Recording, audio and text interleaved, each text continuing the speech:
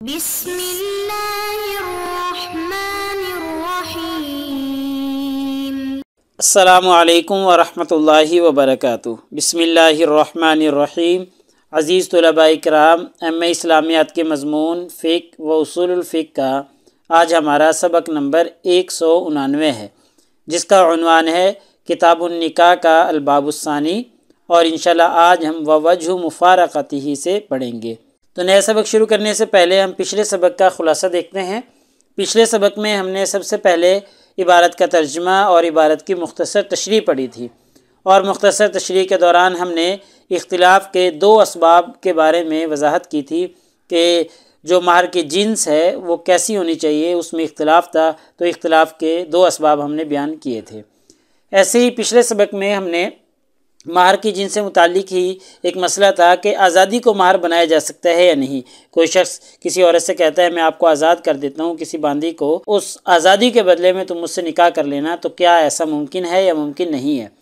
تو اس میں فقہا کا اختلاف تھا، تو ہم نے پچھلے سبق میں اختلاف کی وضاحت کی تھی، اور ساتھ ہی اس مسئلے میں جو اختلاف تھا تو اختلاف کے سبب پر بھی اپنے روشنی ڈالی تھی۔ تو انشاءاللہ آج کے سبق میں ہم سب سے پہلے عبارت کا ترجمہ اور عبارت کی مختصر تشریح پڑھیں گے، اور مختصر تشریح کے دوران ہم دیکھیں گے کہ اصول اور حدیث میں تعارض کی جو صورت ہے اس پر روشنی ڈالیں گے کہ پچھلے سبق میں جو آزادی کو مہر بنانا اس کے متعلق جو اختلاف تھا، اختلاف کا سبب ہم بیان کر رہے تھے، اور سبب یہ تھا کہ اصول اور حدیث میں تعارض ہے، تو اس تعارض کی صورت بیان کریں گے کہ کیسے تعارض ہے۔ ایسے ہی آج کے اس سبق میں ایک نیا مسئلہ ہم پڑھیں گے کہ مہر کے اوصاف اور مقدار، کہ مہر کے اوصاف کیسے ہونے چاہیے، اس کی مقدار کیا ہونی چاہیے، تو اس پر انشاءاللہ ہم گفتگو کریں گے۔ تو اس مسئلے میں فقہا کا اختلاف ہے، تو انشاءاللہ ہم اختلاف کی وضاحت بھی کریں گے، اور پھر ہم اختلاف کا سبب بھی جاننے کی کوشش کریں گے۔ تو چلیے دیکھتے ہیں، یہ آج کی ہماری عبارت ہے ووجہ مفارقتہ للاصول، کہ اصول سے اس حدیث کا تعارض اور تصادم کس طریقے سے ہے۔ دیکھتے ہیں، ان العتق ازالۃ ملک، کہ آزادی ملک کے ازالے کا نام ہے، ملک کو ختم کرنے کا نام ہے۔ والازالۃ لا تتضمن استباحۃ الشیء بوجہ آخر، اور یہ عمل کسی دوسری شکل میں اسی چیز کو مباح کرنے پر مشتمل نہیں ہے۔ لا تتضمن، ازالہ جو ہے وہ متضمن نہیں ہے استباحۃ الشیء، کسی چیز کو مباح کرے، بوجہ آخر، کسی دوسری طریقے، کسی دوسری شکل میں دوسری چیز کو مباح کرے، ایسا نہیں ہے۔ یعنی ازالۃ ملک، ملک کو ختم کرنا یہ آزادی ہے، اور ایک چیز کی ملکیت کو ختم کرنے کی وجہ سے دوسری چیز اس شخص کے لیے مباح ہو جائے، ایسا نہیں ہے۔ کیوں؟ لأنہا اذا اعتقت، کیونکہ جب اس باندی کو آزاد کر دیا گیا تو ملکت نفسہا، تو وہ اپنے آپ کی خود مالک ہو گئی ہے، تو فکیف یلزمھا النکاح، تو پھر نکاح کیسے لازم ہو گیا؟ بھئی آزادی ہی اس کو اب ملی ہے، اپنے آپ کی مالکی وہ اب بنی ہے، تو اب جب وہ مالک بن گئی تو اب اس کے پاس نکاح کے اختیار ہے، تو اب وہ کسی سے نکاح چاہے تو کر لے، نہ کرنا چاہے تو نہ کرے، یعنی اب وہ آزاد ہوئی ہے، ابھی وہ اپنے آپ کی مالک بنی ہے، تو کیسے پھر اس کا نکاح لازم ہو جائے گا؟ تو لہٰذا یہ دو الگ چیزیں ہیں، ٹھیک ہے۔ اصول میں اس طریقے سے تعارض ہے، یہی وجہ ہے، ولذالک، اسی وجہ سے امام شافعی رحمہ اللہ فرماتے ہیں انہا ان کریہت زواجہ غرمت لہ قیمتہا، کہ اگر آزادی کے بعد وہ اس شادی کو ناپسند کرتی ہو، یعنی اس نے آزادی تو اس طریقے سے لے لی ہے کہ جی ٹھیک ہے میں آپ سے نکاح کر لوں گی، آپ مجھے آزاد کر دیں، اس نے آزاد کر دیا، تو اب یہ اس شادی کو، اس نکاح کو اس کے ساتھ ناپسند کرتی ہے، تو غرمت لہ قیمتہا، تو پھر بطور تاوان کے وہ اپنی قیمت ادا کرے گی، ٹھیک ہے۔ یعنی جو آزادی مل گئی تو جو اس کی اپنی قیمت ہے باندی کی، وہ اس کو آزاد، اس کو دے دیں مالک کو، جو کہ نکاح کا اختیار آ گیا اب اس کے پاس۔ اگر اس کرنا چاہتی ہے تو پھر تو ٹھیک ہے کر لے، اگر نہیں چاہتی، اس کو ناپسند کرتی ہے، تو پھر اپنی قیمت اس کو ادا کر دے۔ کیوں قیمت ادا کرے؟ لأنہ رأى انہا، کیونکہ وہ سمجھتے ہیں کہ قد اتلفت علیہ قیمتہا، کہ اس نے قیمت ضائع کر دی ہے، عورت نے اپنی قیمت ضائع کر دی ہے۔ کس طریقے سے؟ کہ اس سے نکاح نہیں کر رہی، تو اذ کان انما اتلفها بشرط الاستمتاع بها، کیونکہ مرد نے لطف اندوزی کی شرط پر ہی اپنا پیسہ ضائع کیا تھا، لطف اندوزی اس سے لینا چاہتا تھا، اس لیے اس کو آزاد کیا تھا۔ آزادی کے بعد اس کو اختیار ملا، وہ اس سے نکاح نہیں کرنا چاہتی، تو جب اس کا پیسہ ضائع ہو رہا ہے تو پھر اس کی چٹی کون بھرے گا؟ وہ باندھی بھرے گی جس کو آزادی ملی ہے۔ وہ نکاح نہیں چاہتی تو پھر اس کو پیسے دے دے۔ تو اس طریقے سے اصول میں اور جو پیچھے ہم نے حدیث پڑھی تھی ان میں آپس میں تصادم ہے۔ تو آگے دیکھیں، وَهَذَا كُلُّهُ لَا يُعَارَضُ بِهِ فِعْلُهُ علیہ الصلوۃ والسلام، یہ تمام باتیں نبی کریم صلی اللہ علیہ وسلم کے فعل سے متصادم نہیں ہیں۔ یہ جو ہم نے ساری باتیں کی اصول کی، حدیث کی، کیوں؟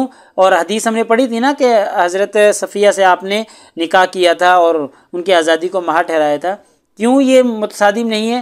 وَلَوْ كَانَ غَيْرُ جَائِزٍ لِغَيْرِهِ لَبَيَّنَهُ، کیونکہ اگر یہ دوسروں کے لیے جائز ہوتا نا اس طرح کرنا، یعنی آزادی کو ہی مہر بنا لینا دوسروں کے لیے جائز ہوتا، لَبَيَّنَهُ علیہ الصلوۃ والسلام، تو نبی کریم صلی اللہ علیہ وسلم اسے لازمی بیان کرتے۔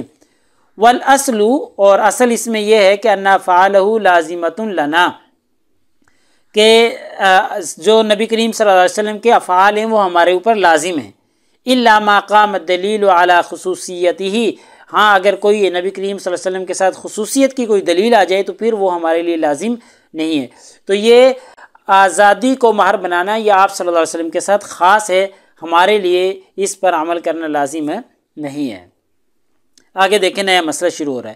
واما صفت الصداق، جو مہر ہے اس کی صفت، فإنهم اتفقوا على انعقاد النکاح على العوض المعین الموصوف، کہ مہر کے وصف کے بارے میں جو ہے وہ فإنهم اتفقوا، فقہا کا اتفاق ہے کس بات پر؟ على انعقاد النکاح، کہ نکاح منعقد ہو جائے گا على العوض المعین الموصوف، کہ جس کے اوصاف بھی بیان کر دیے گئے ہوں اور وہ عوض معین بھی ہو کہ کتنا ہے، اس کی مقدار کیا ہے یہ بھی معلوم ہو، اس کے اوصاف بھی معلوم ہو، تو ایسے مہر پر نکاح منعقد ہو جاتا ہے۔ اعنی المنضبط جنسہ وقدرہ بالوصف، یعنی مہر کی جنس اور اس کی مقدار کی صراحت کر دی گئی ہو، المنضبط صراحت کر دی گئی ہو اس کی جنس اور اس کی مقدار کی وصف کے ساتھ، کہ کیسا وصف ہونا چاہیے، اس کی مقدار کیا ہونی چاہیے، جنس کیا ہوگی، تو اس کی ساری وضاحت کر دی گئی ہو، تو پھر ایسے مہر پر نکاح بالاتفاق جائز ہے۔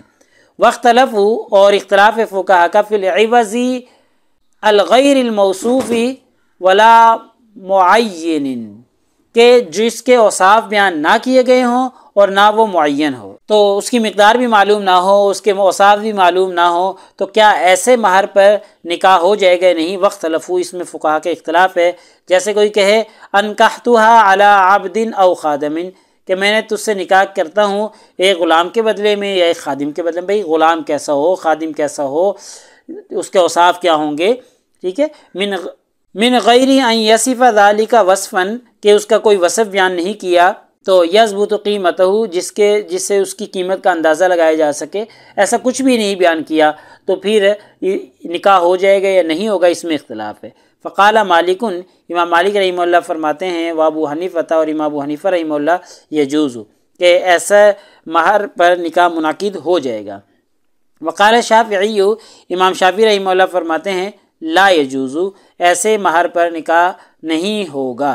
وَإِذَا وَقَعَ النِّكَاحُ عَلَى هَذَا الْوَصْفِ عِنْدَ مَالِكٍ كَانَ لَهَا الْوَسْطُ مِمَّا سَمَّى، اور اگر ایسے مہر پر نکاح ہو گیا، ٹھیک ہے، یعنی اس کے اوصاف وغیرہ نہیں بیان کیے تھے، تو امام مالک رحمہ اللہ کے نزدیک کان لہا الوسط مما سما، جو کچھ متعین ہوا تھا اس کا درمیانہ ملے گا، یعنی اس کے اوسط درجے کی چیز ملے گی۔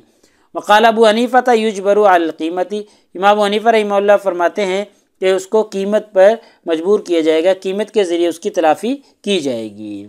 وسبب اختلافہم، اور جو یہ سبب ہے فقہا کے درمیان میں، اس کے سبب کیا ہے کہ حل یجری نکاح فی ذالک مجری البیع، کہ جو نکاح ہے، نکاح کی حیثیت بیع کی ہے، من القصد فی التشاحی، ایک دوسرے سے مقابلہ آرائی کی کیفیت میں، یعنی مقابلہ آرائی کی تشاحی، مقابلہ آرائی کی کیفیت میں، کیا اس کی حیثیت بیع کی طرح ہے کہ بیع میں جیسے ایک دوسرے کا آپس میں تقابل ہوتا ہے، مقابلہ آرائی ہوتی ہے، او لیسا یبلغ ذالک المبلغ، یا اس سے آگے بڑھ کر نکاح سے کوئی اور چیز، بل القصد منہ اکثر ذالک المکارمۃ، یا اس سے آگے بڑھ کر کوئی اور چیز مقصود ہے جو کہ ایک دوسرے کی تکریم ہے، یعنی نکاح سے مقصود ایک دوسرے کی تکریم ہے یا بیع میں جیسے ایک دوسرے کے سے سودا بازی ہوتی ہے، مقابلہ آرائی ہوتی ہے، یا اس کی حیثیت یہ ہے؟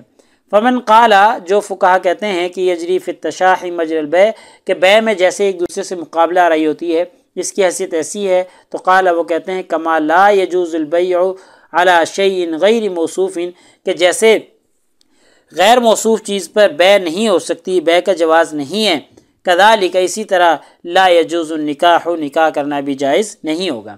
کیوں؟ کیونکہ جیسے بیع ہے وہ اس کے ثمن کی، اس کی مبیع کی اوصاف بیان نہ کیے گئے ہوں، اس کی صفت بیان نہ کی گئی ہو تو پھر بیع جائز نہیں ہوتی۔ اسی طریقے سے نکاح میں جو مہر ہے، مہر کے بھی اوصاف وغیرہ اگر بیان نہ کیے گئے ہوں تو پھر یہ بھی جائز نہیں ہے، کیونکہ وہ اس کو بیع کی طرح قرار دیتے ہیں۔ ومن قال، اور جو فقہا کہتے ہیں لیس یجری مجراہ، یہ بیع کی طرح نہیں ہے، اذ المقصود منہ انما هو المکارمۃ، کہ اس سے مقصود تو مکارمت ہے، ایک دوسرے کی تکریم کرنا ہے، ایک دوسرے کی عزت کرنا ہے۔ تو پھر وہ کہتے ہیں قال یجوز، یہ جائز ہے، یعنی ایسا مہر متعین کرنا جس کے اوصاف بیان نہ کیے گئے ہوں تو پھر ان کے نزدیک جائز ہے، کیونکہ مکارمت ہے نا، ایک دوسرے کی تکریم کرنا ہے، ایک دوسرے کی عزت کرنا ہے، یہاں پر کوئی مقابلہ بازی تو نہیں ہے بیع کی طرح۔ تو بہرحال اختلاف کا سبب تو یہ ہے کہ جو کہتے ہیں یہ بیع کی طرح ہے تو وہ کہتے ہیں بیع کی تمام خصوصیات پھر اس کے اندر ہیں، جیسے بیع میں مبیع اور ثمن کے اوصاف بیان کیے جاتے ہیں، ایسے ہی نکاح میں مہر کے اوصاف بیان کیے جائیں گے۔ اور اگر اس کو ہم مکارمت کے درجے میں لے جائیں، ایک دوسرے کی تکریم کے درجے میں لے جائیں تو پھر یہ جائز ہے، کیونکہ یہاں پر تکریم کر رہے ہیں، ایک دوسرے کی عزت کرنا مقصود ہے، یہاں پر کوئی تشاح یعنی مقابلہ بازی نہیں ہے۔ لہٰذا آج کے ہمارے سبق کا خلاصہ یہ نکلا کہ آج کے سبق میں ہم نے عبارت کا ترجمہ اور عبارت کی مختصر تشریح دیکھی ہے، اور مختصر تشریح میں ہم نے اصول اور حدیث کے تعارض کی جو صورت تھی وہ بیان کرنے کی کوشش کی ہے۔ ایسے ہی مہر کے اوصاف اور مہر کی مقدار کا جو مسئلہ ہے وہ بھی ہم نے زیر بحث لانے کی کوشش کی تھی کہ اس کے اوصاف بیان کیے جانے چاہیے یا نہیں، اس میں فقہا کا اختلاف تھا تو ہم نے اختلاف کی وضاحت کر دی ہے۔ ایسے ہی پھر ہم نے آخر میں اختلاف کا سبب بھی جاننے کی کوشش کی ہے۔ کچھ فقہا اس کو بیع کی طرح قرار دیتے ہیں، کچھ فقہا اس کو تکارم، عزت، تکریم کے درجے میں لے کے جاتے ہیں، تو جو تکریم میں لے جاتے ہیں وہ کہتے ہیں مہر کے اوصاف بیان نہ بھی ہوں پھر بھی ٹھیک ہے۔ جو اس کو بیع کا درجہ دیتے ہیں تو وہ کہتے ہیں بیع میں جیسے مبیع اور ثمن کے اوصاف بیان کیے جاتے ہیں ایسے ہی اس کے بھی اوصاف بیان کیے جائیں گے۔ تو پیپر میں پوچھے جانے والے سوالات سے متعلق اگر ہم گفتگو کریں تو ایک سوال یہ ہے کہ جی مذکور عبارت کا ترجمہ اور تشریح کریں۔ ایسے ہی مہر کے اوصاف، مہر کی مقدار کے بارے میں فقہا کی آراء کی وضاحت کریں۔ یہ ہم نے پچھلے سبق میں پڑھا تھا، آج کے سبق میں یہ مکمل ہو گیا ہے۔